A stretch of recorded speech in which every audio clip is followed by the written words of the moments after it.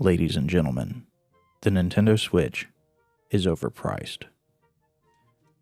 There is more tech in the Joy-Con controller than in the PlayStation 4 and Xbox One controller, and the Joy-Cons offer more than double the battery life. But the Switch is overpriced. The two Joy-Con controllers included with the Switch can be used for local multiplayer in docked and tabletop mode. They can be used in traditional handheld fashion and portable mode. They can be used for Wii Remote-like motion controls in both single-player and multiplayer in docked and tabletop mode.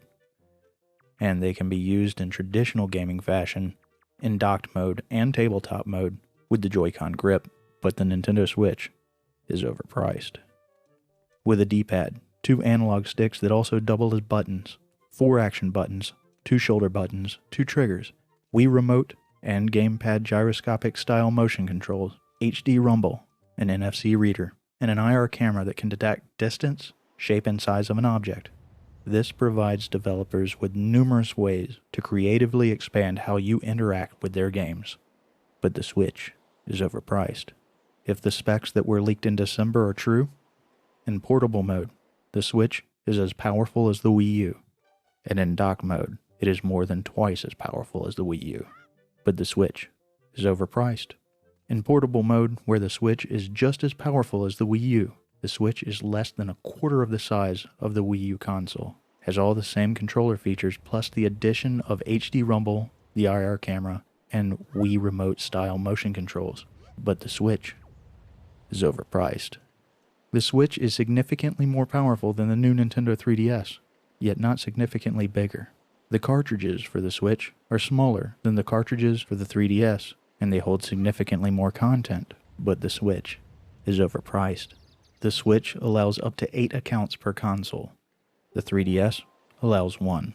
You can connect up to 8 Switch consoles for local multiplayer, something that is not available to the 3DS.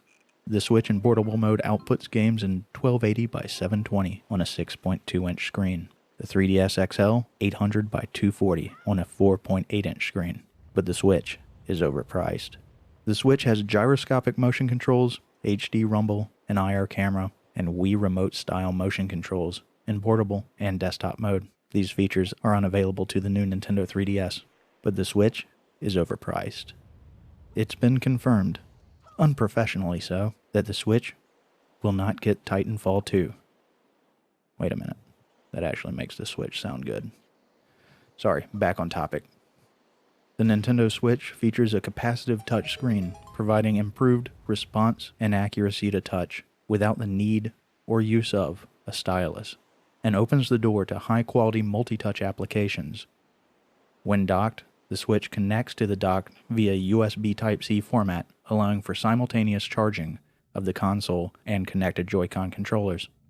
The Switch is somewhat future-proofed, offering support for microSD card capacities not currently available on the market, and the Switch's battery life is notably improved over the battery life of the 3DS. But the Switch is overpriced. Over the next 10 months, you can play Legend of Zelda Breath of the Wild, Mario Kart 8 Deluxe, Splatoon 2, Lego City Undercover, Skyrim, Fire Emblem Warriors, Dragon Quest XI, I Am Setsuna, Fast RMX, The Binding of Isaac Afterbirth Plus, and more in portable and tabletop mode anywhere in the world, or in docked mode on an HD TV. Many of these games will offer local multiplayer and online multiplayer in addition to the single-player campaign, and local, online, and single-player will be available on all 3 playstyles, portable, tabletop, and docked. But the Switch is overpriced. The PlayStation 4 came out in 2013 with a price tag of $399. It was touted the most powerful system of the 8th gen. 2 years later, there's a new PS4, and it's $399. The Xbox One allows you to stream television and sports. It also plays games at 900p, a resolution not significantly higher than the 720 offered by the Wii U. The Xbox One launched at $499. 3 years later, it's being replaced. After 4 years of the Wii U, where the comparable deluxe model sold at $349.99. We get the Switch.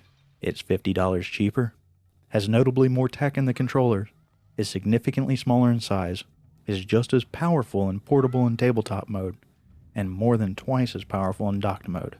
But the Switch is overpriced. The Switch utilizes game cartridges which will greatly reduce load times over that which we saw on the Wii U.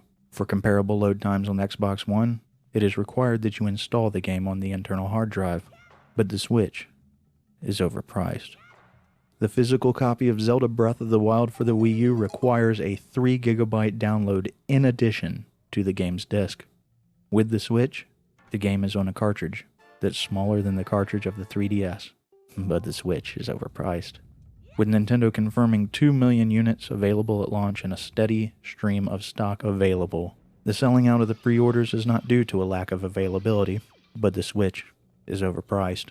The Switch supports the Unity engine, a game development engine that is very popular among indie developers, especially on the PC platform, as well as it supports the Unreal 4 engine, OpenGL 4.5, and Vulkan. There are currently 50 development partners, including Koei Tecmo, Square Enix, Ubisoft, Bethesda, and others, and there are more than 80 games in development, but the Switch is overpriced. You have most likely not played a production model of the Switch, nor have you played all the games that we will see in 2017, nor do you know what games and experiences will come down the road or how the platform will evolve over its lifespan. So in essence, you truly have no idea what it has or will have to offer. With the tech that is packed into the Joy-Con controllers and the small portable nature of the Switch console, it launches already set up for VR experience and applications. New game announcements are happening on a regular basis leading up to the Switch's launch, with at least 6 games available at launch. Ladies and gentlemen, I could go on and on and on, but I think that I have clearly demonstrated that the Switch is overpriced.